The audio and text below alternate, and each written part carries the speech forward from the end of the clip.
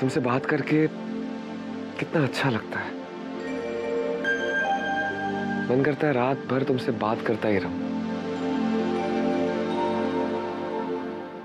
पर तुम्हें इतनी रात गए फोन के पास खड़े रहकर बात करना अजीब लग रहा होगा ना?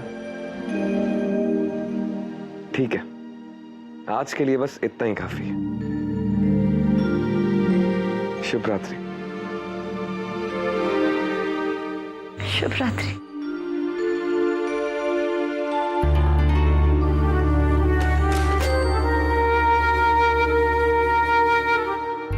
प्यार में तो मन की बात बताई जाती है, जैसे आप अपने मन की हर बात बताते हैं। लेकिन मुझे तो आपसे हर बात छुपानी पड़ रही है। मुझे क्षमा कर दीजिए।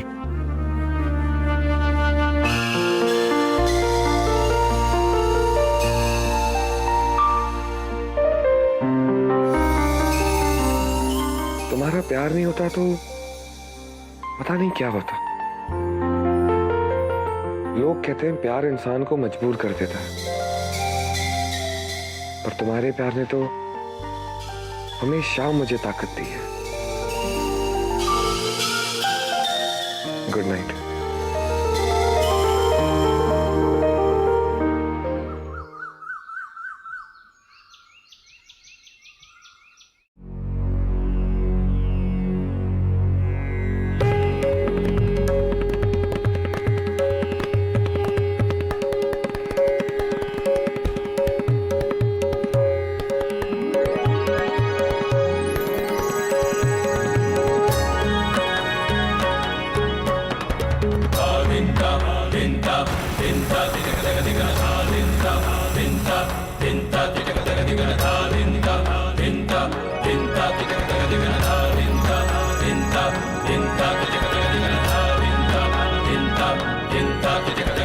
वक्रतुंड महाकाय सूर्यकोटि समप्रभ कुरु मे देव सर्वकार्येषु सर्वदा।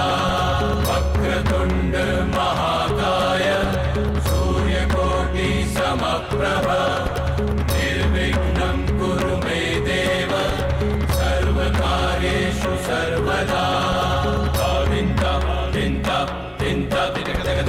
बेटा, आज सिर्फ तेरे लिए ही नहीं, हम सबके लिए बहुत ही बड़ा दिन है। राजपुरोहित बनने के बाद तूने बहुत सारी जिम्मेदारियां निभाई हैं, लेकिन न्याय करना सबसे बड़ा दायित्व है।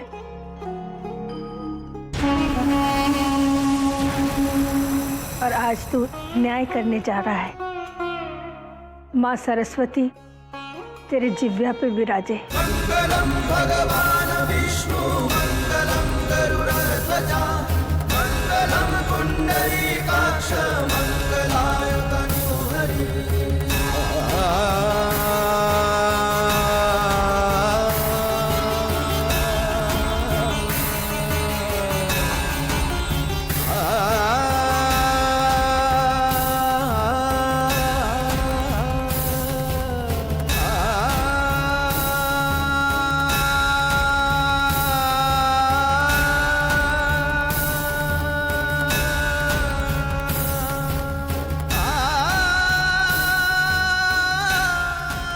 ये सिक्का अपने पास रख। ये तेरे परदादा को भी दिया गया था जब वो न्याय धर्म के क्षेत्र में पहली बार न्याय सुनाने गए थे।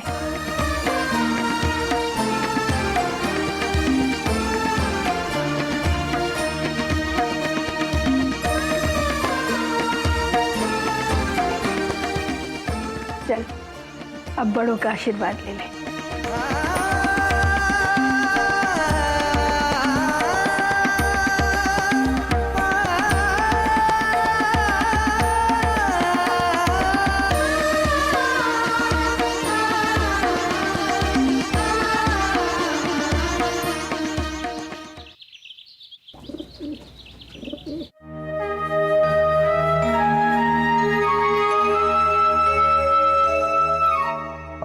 इस भक्त को केवल इतना स्मरण है भगवान, कोई है सोई जो राम रचि राखा, को करी तरक पढ़ा भैसा।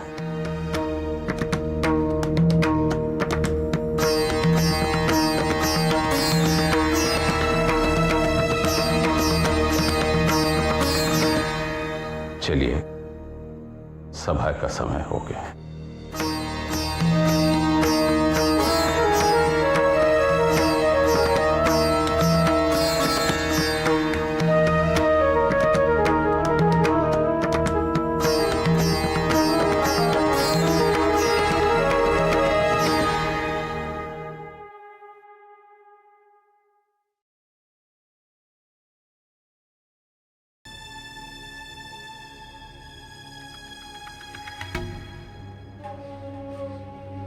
कल की सभा में आपने जिस मुद्दे को पंचायत की न्यायिक सीमा के बाहर बताया था, और हमने आपसे कहा था कि आपने जो कुछ भी किया वो अधर्म है, और हम किसी ऐसे व्यक्ति का चयन करेंगे जिसे धार्मिक मुद्दे पर निर्णय देने का अधिकार हो।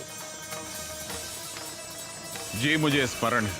तो इस मुद्दे पर आपका पक्ष सुनकर फैसला लेने के लिए हमने राजपुरोहित जी को बुलवाया है।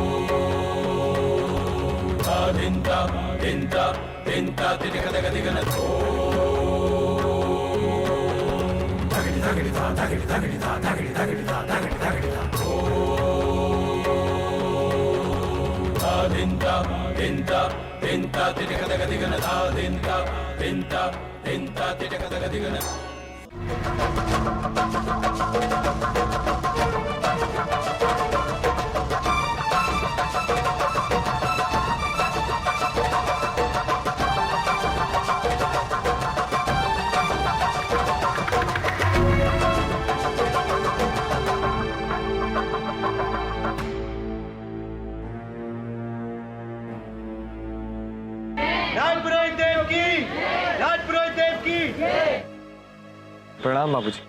आयुष्मान।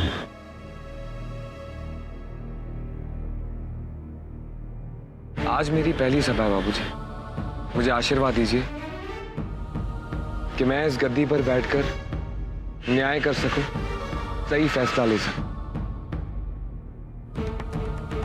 अपने पूर्वजों का सम्मान कर सकूं और आप सबका विश्वास रख सकूं। अवश्य ऐसा ही हो। मेरा आशीर्वाद सदा तुम्हारे साथ।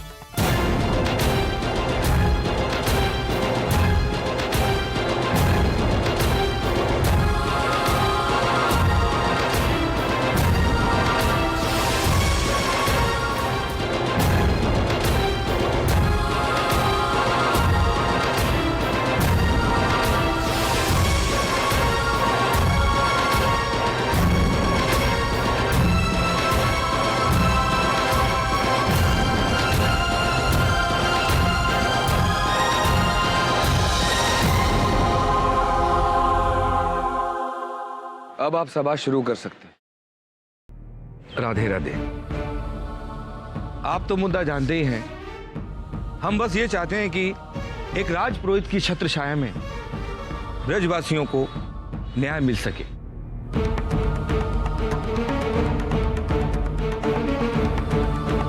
आपको हमने इसलिए कष्ट दिया है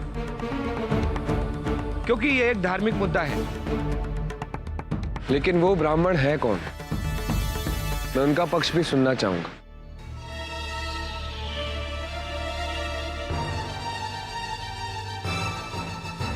वो ब्राह्मण जिसने भगवान की चोरी की, वो आपके सामने खड़े हैं। वे हैं ब्रजमोहन शास्त्री।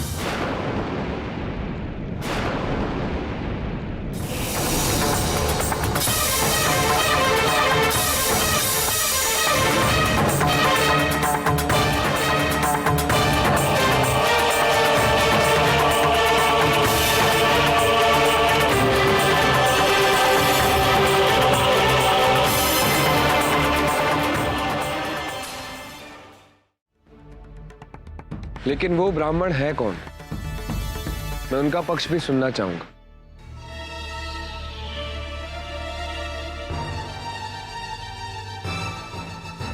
वो ब्राह्मण जिसने भगवान की चोरी की,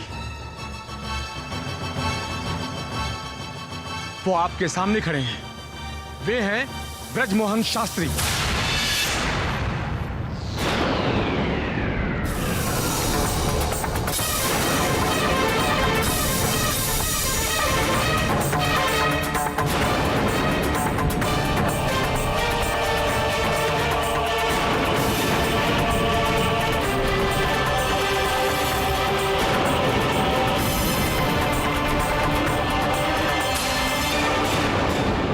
आपको यहाँ इसलिए बुलवाया है ताकि धर्म अधर्म की इस समस्या का आप समाधान कर सकें।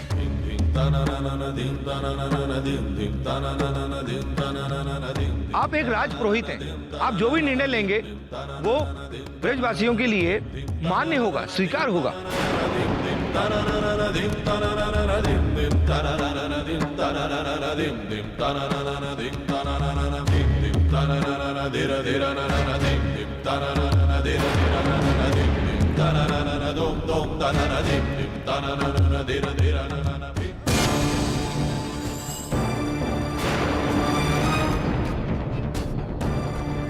कृपया इनसे अपना पक्ष रखने के लिए कहिए। शास्त्री जी, आप अपनी बात रखिए। माननीय राजपुरोहित जी, यहां जिन मूर्तियों का उल्लेख किया जा रहा है वो मूर्तियां मेरे पूर्वजों की हैं एवं जिस मंदिर में ये मूर्ति स्थापित थी वो मंदिर भी मेरे पूर्वजों का ही है।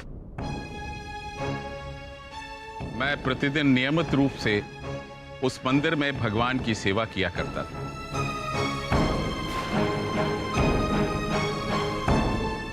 परंतु मेरे पूजन का स्थान अब परिवर्तित हो गया है, कारण मैंने ये मूर्तियां किसी अन्य स्थान पर स्थापित कर दी।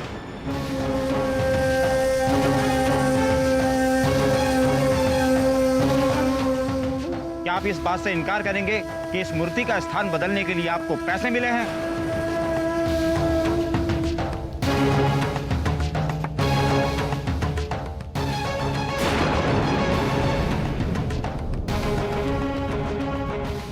मैंने केवल अपना पुण्य दान किया।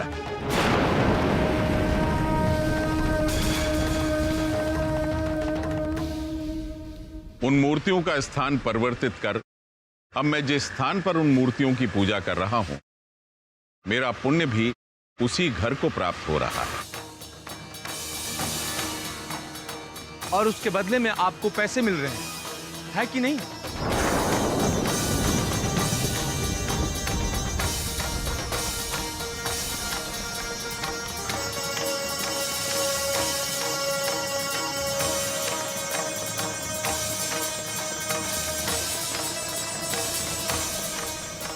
मान्यवर, एक ब्राह्मण तो अन्यथा भी भिक्षुक ही होता है। मैं ईश्वर की पूजा करता हूं, उसके फलस्वरूप यजमान मुझे दक्षिणा देते हैं, परंतु उसका यह अर्थ कदापि नहीं कि मैंने अपने पूजा का पुण्य बेचा है। अगर आपको इतना ही विश्वास है कि आपने कुछ गलत नहीं किया है, तो आप बता क्यों नहीं रहे हैं कि आपने वो मूर्ति कहां स्थापित की है? महोदय, मैं पूर्व में ही निवेदन कर चुका हूं कि यह प्रश्न व्यक्तिगत। आपको बताना ही होगा शास्त्री जी, क्योंकि ये धर्म न्याय क्षेत्र है।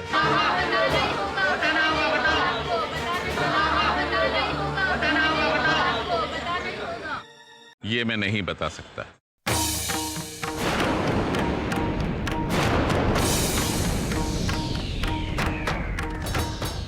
यदि उन मूर्तियों को वहां से हटाने की चेष्टा की गई तो मेरा संकल्प टूट जाएगा।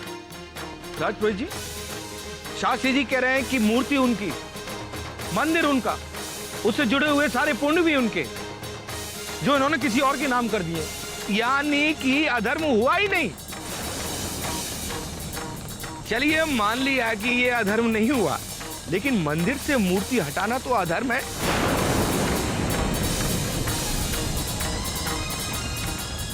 इसलिए राजपुरोहित जी, मेरा आपसे निवेदन है कि आप कोई ऐसा निर्णय दें ताकि फिर इस वृंदावन में कोई और व्यक्ति इस तरह का कदम उठाने की कोशिश ना करे। दुःखानि सर्वाणि त्वया सह विभज्यते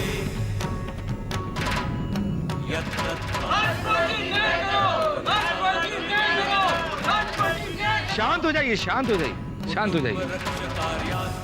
राजपुरोहित जी, आप न्याय दीजिए। हम सभी आपके निर्णय की प्रतीक्षा कर रहे हैं। निर्णय दीजिए। आपको अपने बचाव में कुछ कहना है शास्त्री जी? राजपुरोहित जी, मैं यहाँ अपने आप को बचाने नहीं आया। मुझसे कहा गया था कि मैं अपना पक्ष आपके सम्मुख रखूं, सो मैंने रख दिया। यदि इस धर्म सभा की दृष्टि में मैं अधर्मी हूं तो मुझे कठोर से कठोर दंड दीजिए, मैं स्वीकार कर लूं।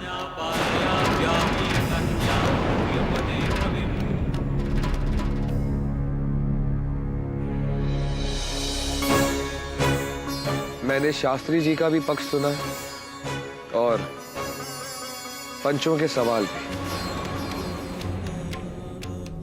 उन दोनों की बात सुनने के बाद मैं ये निर्णय ले रहा हूं।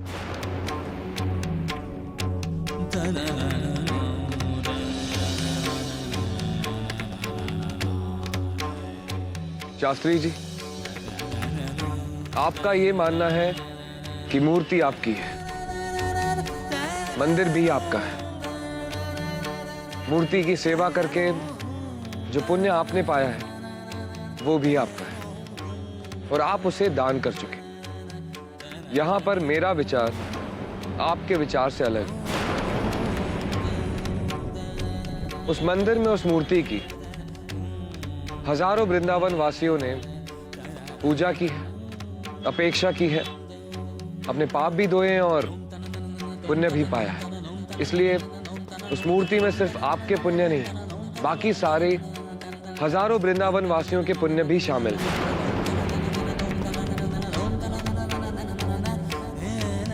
जिन्हें दान कर देना आपके अकेले के अधिकार में नहीं है। आपने मूर्ति का स्थल बदलकर वृंदावन वासियों के पुण्य छीने, जो एक पाप है, एक अधर्म है, जो कि आपके हाथों में है।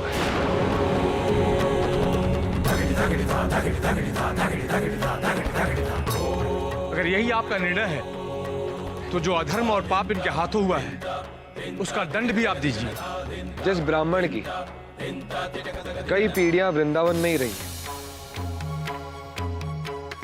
उनके लिए वृंदावन छोड़ने से बड़ा दंड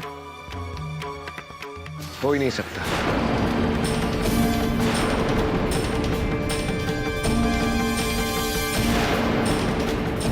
मेरा दंड यही है कि शास्त्री जी को